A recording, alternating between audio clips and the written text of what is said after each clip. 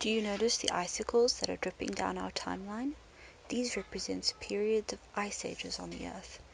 Can you imagine how challenging it would be to live through an ice age? How cold you would be? How difficult it would be to gather food or to hunt for meat? See here how these people are working together to hunt their game. If they weren't collaborating in this group, they wouldn't be able to hunt animals as big as a woolly mammoth. Do you notice any other examples of people hunting animals in interesting ways? You see the image of the man setting a trap to catch prey.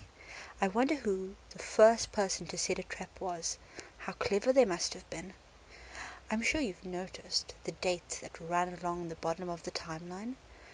I have to mention that these dates are just some approximations of what dates these kinds of events might have taken place on. If you'd like to do more research on these dates, you can, of course. Do you notice that there's farming taking place?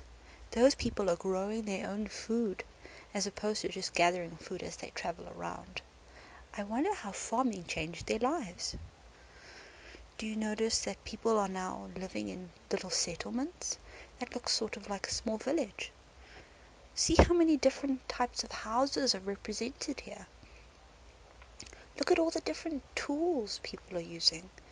There's a man fishing with a spear, and here this represents a needle that is made out of bone. Fascinating.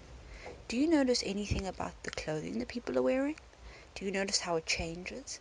People have created new and better ways to make clothing so that they can stay warm. They're weaving and starting to sew. And do you see the blank future? That represents that the history of mankind is still carrying on. We're a part of that history today.